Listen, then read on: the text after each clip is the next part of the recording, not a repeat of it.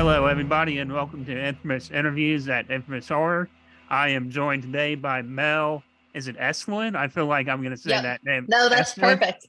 Eslyn. Okay, perfect. And today we are joined today by Mel Eslyn, who is the director of the phenomenal Biosphere movie.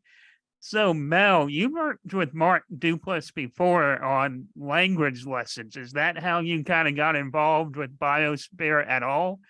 From that relationship you had with Mark? No, I actually I run Mark's company, Duplass Brothers, and have for like the last 10 years. So Oh, wow. Mark and I have been working very steadily together.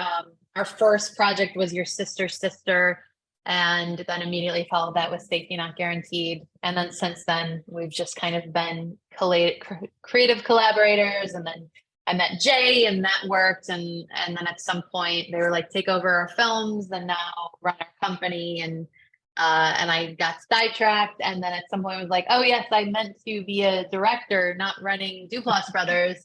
And so then we segued back to this and said, let's make a movie.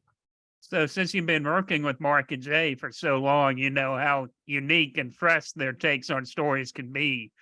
Even if it's kind of like a familiar story, even though Biosphere is not a familiar story at all, it feels like it's kind of a fresh take on stuff we've been exposed to recently, right? And just when it came to you with the story, how did you react when you were reading the script for it? Well, Mark came to me with just a couple ideas, Right. and Mark comes up with the best ideas, but they're always half formed. And so I always like to say I finished his sentence. So he brought some ideas, and I was like, you are hitting on some really, like, there's space to hit on some really interesting themes there. And I love so much of this, and I feel like there's so much more I can even expand upon there. And so we went away for a weekend and just kind of like threw all our ideas out.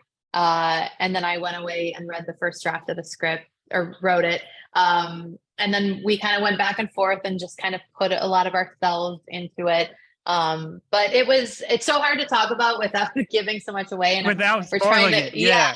we're trying to hold so much back just to retain that authentic experience and allow the conversation about the film to happen after seeing it versus before. Right, yeah. So it's so hard to answer those questions, but there was something in the kernel of the first hint of an idea that I could see more, and thankfully Mark was on board with where I wanted to take it.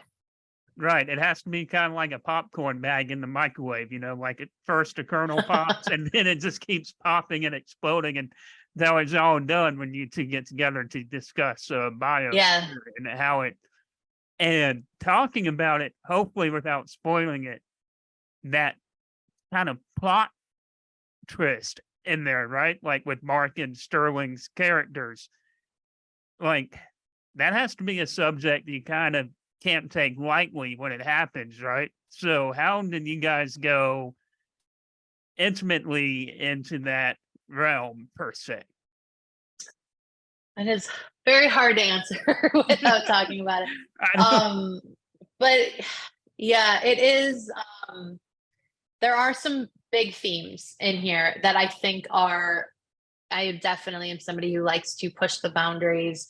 And I think that we as humans will evolve by continuing to redefine ourselves and continue to analyze ourselves and strive to learn and expand those boundaries and expand those definitions. So that was a lot of what came into play here, which doesn't always feel safe to everybody. I think there's new territory here that I was trying to reach for people who might not normally sign up for this movie. And so hence why there are things that we're trying to keep under wraps, because I want people to go on that journey and to suddenly end up somewhere they might never have sought out, and to see how that feels and to learn.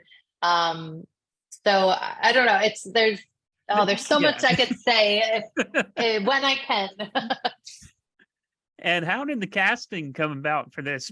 And especially after you landed Sterling K. Brown, who is just phenomenal in this. He gives almost like an Oscar-worthy performance. If not, he does give an Oscar-worthy performance in Biosphere. So how was it like watching him behind the camera? Oh my God, it was amazing. He is the most precise actor I think I have ever worked with, where he's so in control of himself physically and emotionally, and he can hit these emotional marks or physical marks over and over again. There's just something in him. Like, it's just the word I keep going back to is control. He's so in He's like a control. thespian almost, the way he Oh yeah. performs. Oh, absolutely. I mean, I'm such a stickler on dialogue, and Mark tends not to be. He likes to keep it fast and loose. And we both respect each other's processes in that way. And I can go that way and he can come my way. But then Sterling shows up and is like, I spent all night memorizing these lines. I like this is great. I want to stay stay on book or whatever. And so that was really interesting for us to have. So, we're so used to a lot of improv. But he respected the script, he respected our dialogue, and really just like put so much thought behind every line. Well, Mel, we got to wrap things up shortly, but one last question for you. What is next for you after Biosphere? Well, I have at Duplass, we have a ton of things in the works, half which I can't even talk about, but we have our latest documentary, Last Stop Lerma, hits HBO in October. I do have a secret television series that I've shot that we haven't announced yet, so I'm really excited for that. That'll be my first time show running, and directed all the episodes and created with Mark. So that's, I think, the most exciting thing that I'm hoping to get out soon.